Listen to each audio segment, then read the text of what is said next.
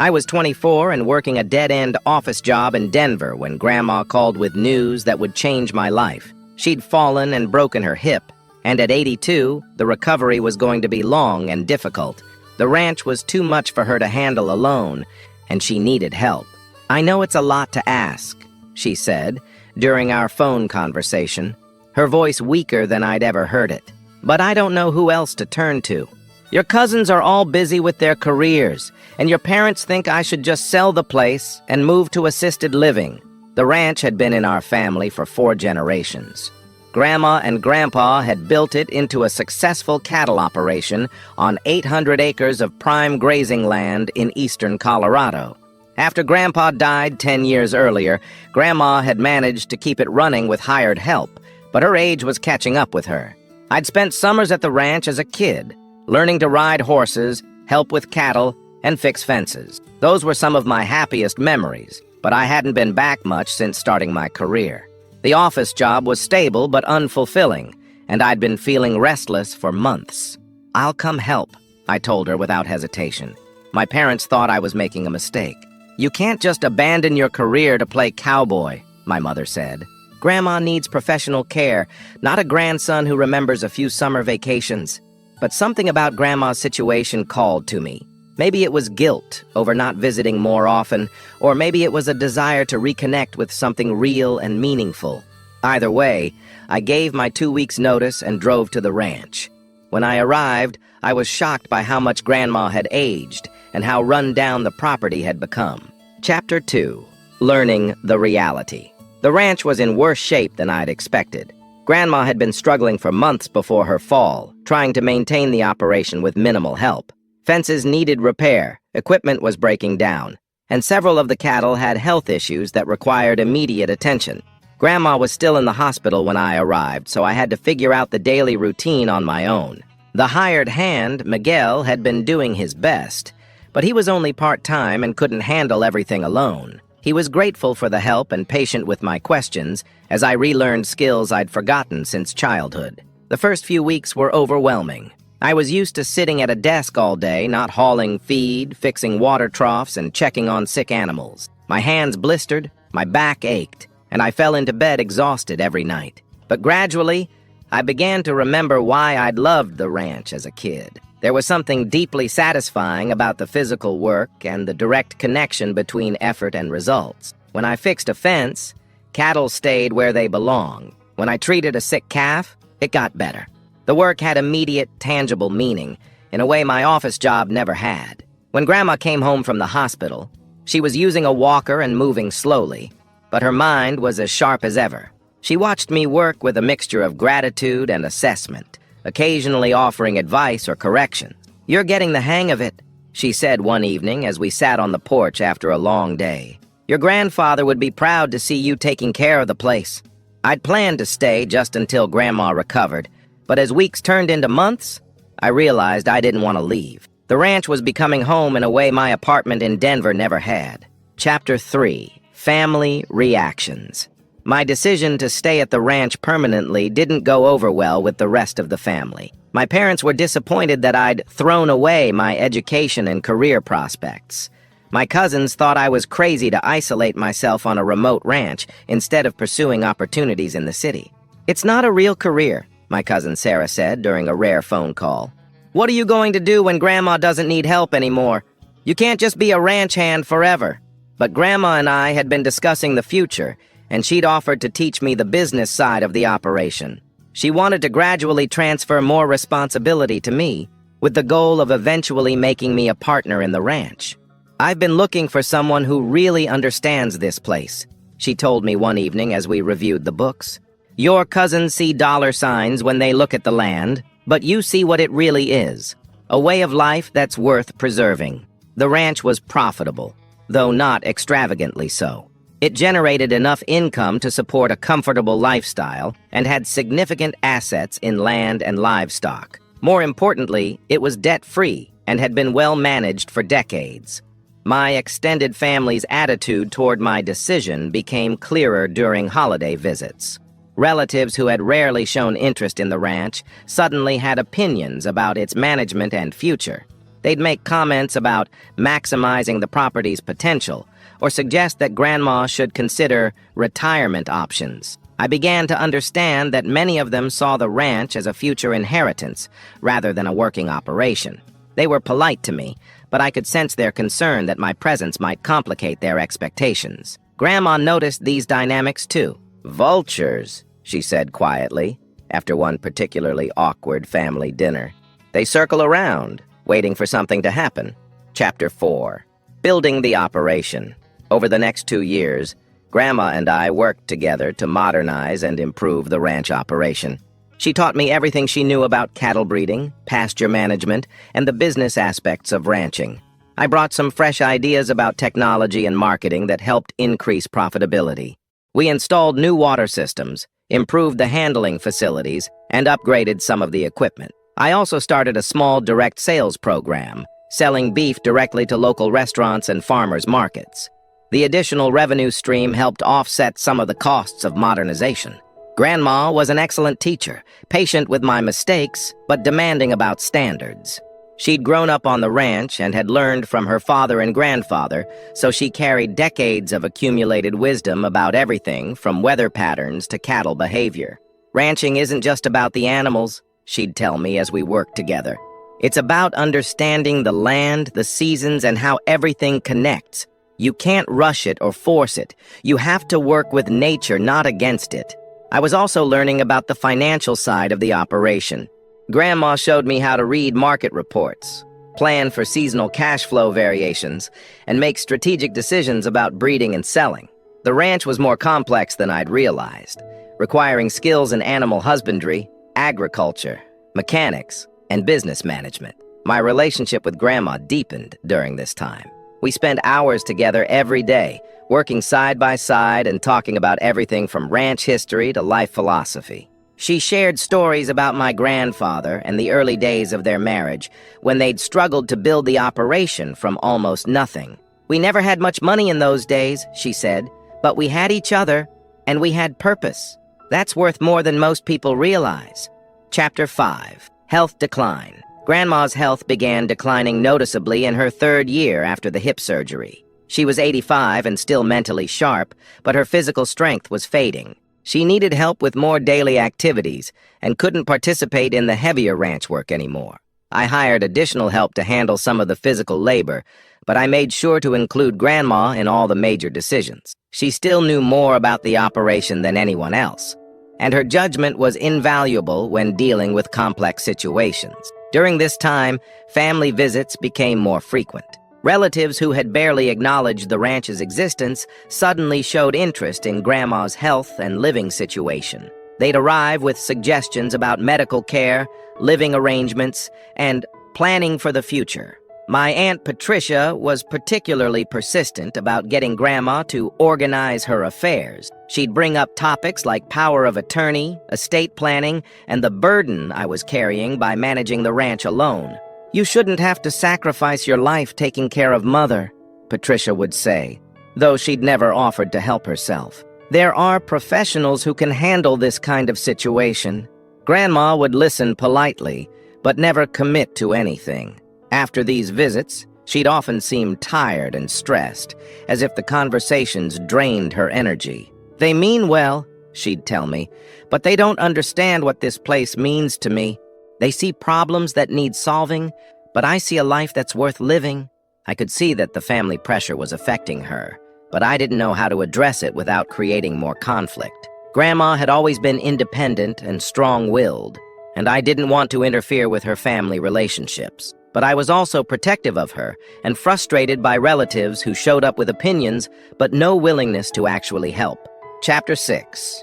The final months. Grandma's final months were both precious and difficult. Her body was failing, but her mind remained clear, and she used the time to share more stories and wisdom about the ranch and our family history. She also became more direct about her concerns regarding the family's expectations. "They think I don't know what they're thinking," she said one evening as we sat on the porch watching the sunset. "But I've been watching people for 85 years. I know who shows up when times are tough and who only appears when there might be something to gain."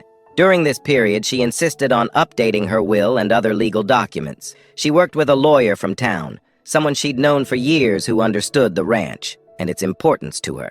"I want to make sure everything is clear," she told me.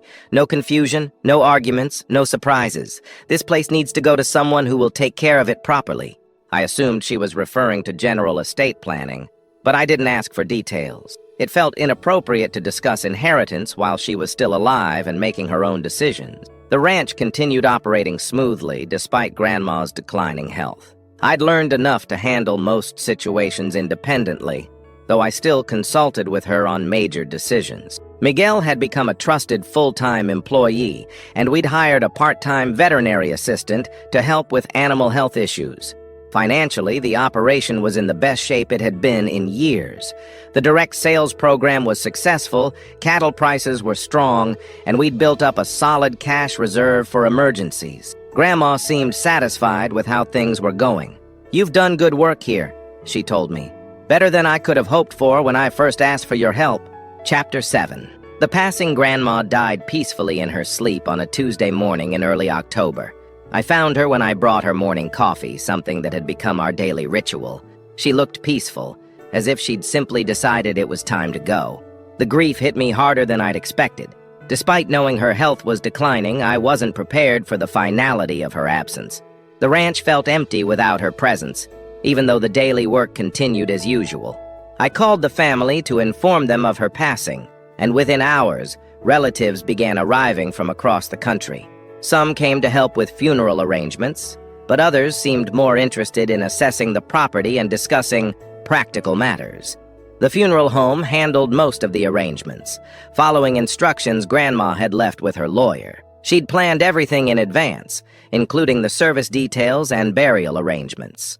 Even in death, she was organized and thoughtful. During the days between her death and the funeral, I found myself in an awkward position. I was grieving the loss of someone who had become like a second mother to me, but I was also dealing with family members who seemed more focused on logistics than mourning.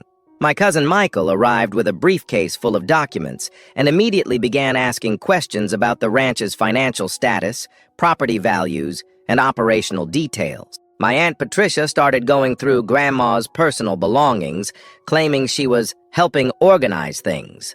I tried to be accommodating while protecting Grandma's privacy and maintaining the ranch operations. The cattle still needed care, and the daily work couldn't stop just because we were dealing with a family crisis. But I could feel the tension building as relatives positioned themselves for whatever would come next. Chapter 8. The Funeral. The funeral was held at the small church in town where Grandma had been a member for 60 years. The service was well attended, with neighbors, fellow ranchers, and community members sharing memories of her generosity and strength. I gave a eulogy about her dedication to the land and her family, trying to capture the essence of who she'd been and what she'd meant to our community. Several neighbors spoke about her kindness and the help she'd provided during difficult times. But even during the service, I could sense the undercurrent of family tension. Relatives who had barely spoken to each other in years were huddled together, having whispered conversations about the situation and what happens next.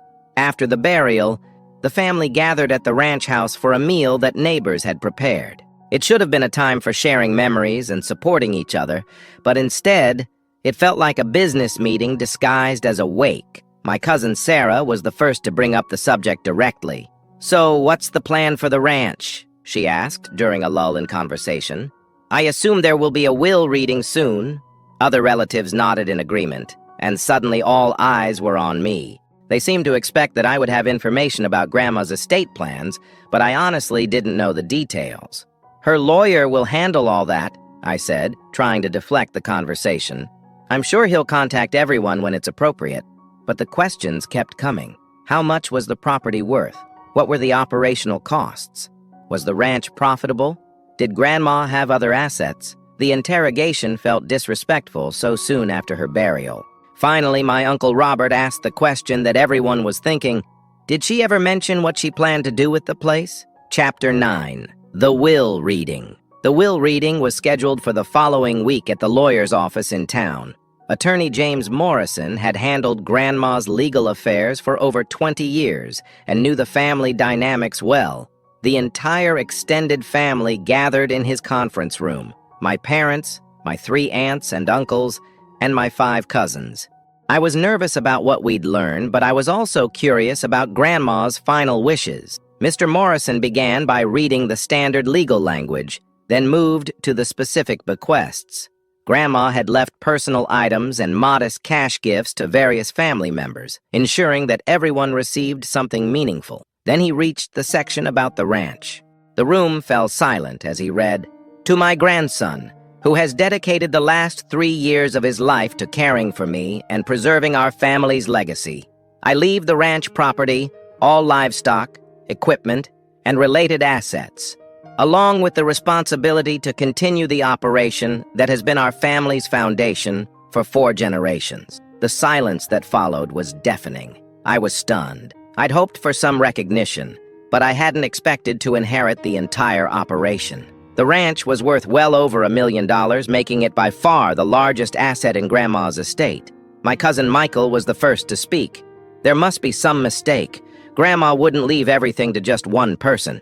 But Mr. Morrison continued reading, explaining that Grandma had included a detailed letter explaining her decision. She'd written about my dedication to the ranch, my understanding of the operation, and her confidence that I would preserve the family legacy. The letter also addressed the family's concern. I know some of you may feel this decision is unfair, but I've watched who showed up when I needed help and who only appeared when there might be something to gain. The ranch needs someone who loves it, not someone who sees it as a financial opportunity. The room erupted in shocked conversations and heated protests. Chapter 10. Family Reactions. The aftermath of the will reading was explosive. Several family members immediately questioned the validity of the will, suggesting that Grandma had been influenced or wasn't mentally competent when she made her decision. My Aunt Patricia was particularly vocal. "This is ridiculous. He's just a kid who's been playing cowboy for a few years. He doesn't have the experience or resources to run a major operation like this."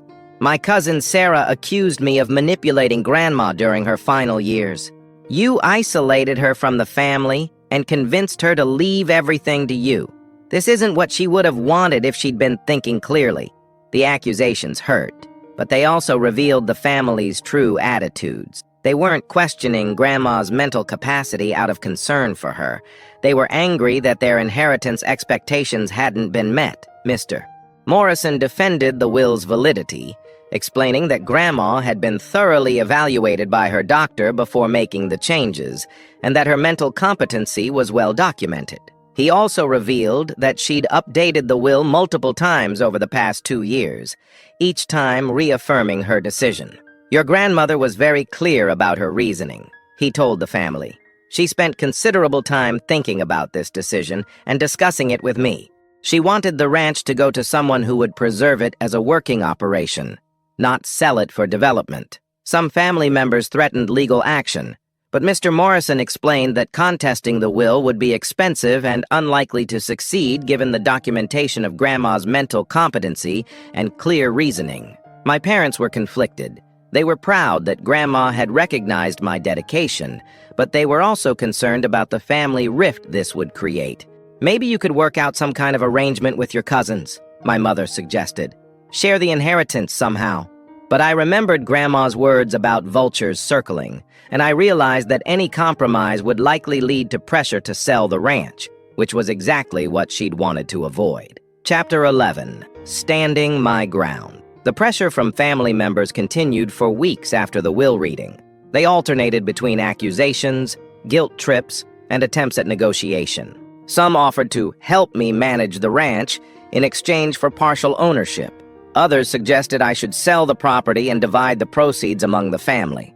My cousin Michael, with his business background, was particularly persistent. He presented detailed financial projections showing how much money I could make by selling the ranch for development. "You could be set for life," he argued. "Why tie yourself down to this remote place when you could have real financial freedom?"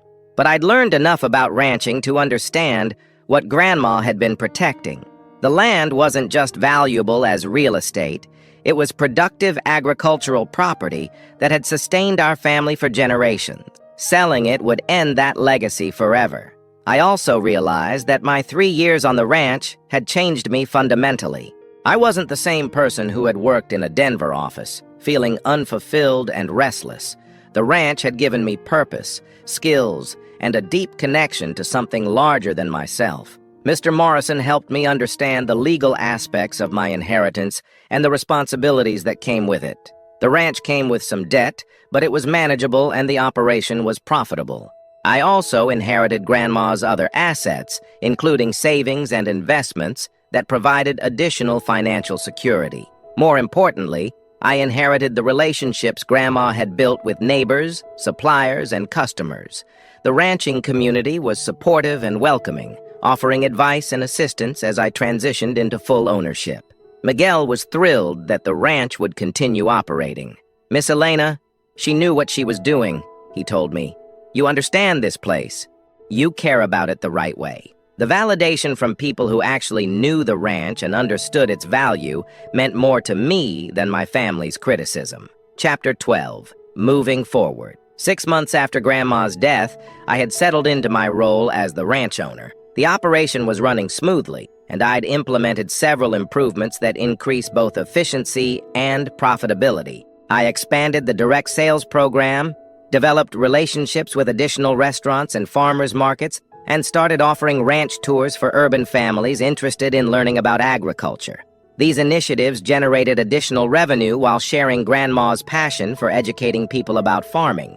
The family relationships remained strained, though some relatives had begun to accept the situation. My parents visited occasionally and seemed proud of what I'd accomplished, even if they still worried about my long-term prospects. My cousin Jennifer, who had always been more interested in the ranch's history than its financial value, became an ally. She helped me organize Grandma's papers and photographs, creating a family archive that documented the ranch's development over 4 generations. "Grandma was right about you," Jennifer told me during one of her visits. "You're the only one who really understood what this place meant to her." The legal challenges never materialized.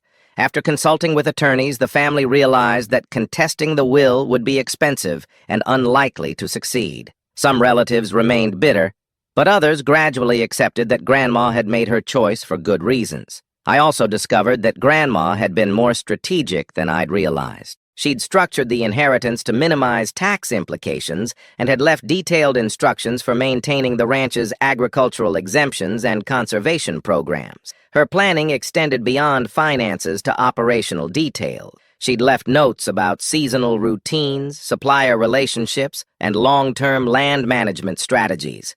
Even in death, she was still teaching me how to be a successful rancher. Chapter 13. Legacy Preserved. 3 years after inheriting the ranch, I can honestly say it was the best decision Grandma could have made. The operation has thrived under my management, and I've expanded it in ways that honor her vision while adapting to modern opportunities. The ranch now employs 4 full-time workers and generates revenue through multiple streams: cattle sales, direct meat sales, agritourism, and consulting services for other ranchers. We've also implemented sustainable practices that improve both profitability and environmental stewardship. I've married a wonderful woman who shares my passion for ranch life, and we're expecting our first child. The 5th generation of our family will grow up on the same land where I learned to ride horses and fix fences, continuing a legacy that Grandma fought to preserve. The family relationships have mostly healed, though some relatives remain distant. Those who visit are usually impressed by what I've accomplished and seem to understand why Grandma made her choice. My cousin Michael, who was initially the most critical, recently asked for advice about buying rural property for his own family. "I didn't understand it at the time," he admitted, "but I think Grandma knew what she was doing. You've built something special here." The ranch has also become a gathering place for the family members who appreciate its history and significance.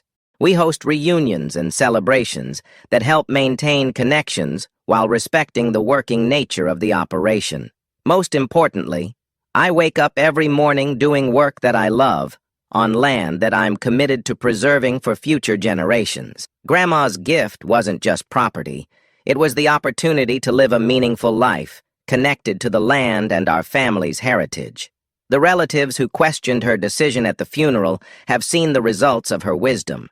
The ranch is more successful than ever. The family legacy is secure, and the land remains productive agricultural property rather than another subdivision. Thank you for listening to my story. It's a reminder that sometimes the people who show up when you need them most are the ones who deserve to be remembered in return. Taking care of someone you love isn't just about duty, it's about building relationships that can transform your life in unexpected ways. I'd love to hear where you're listening from and whether you've had experiences with family members who stepped up during difficult times. Please share in the comments below, and don't forget to subscribe to the channel for more real-life stories about family, legacy, and the unexpected rewards of loyalty.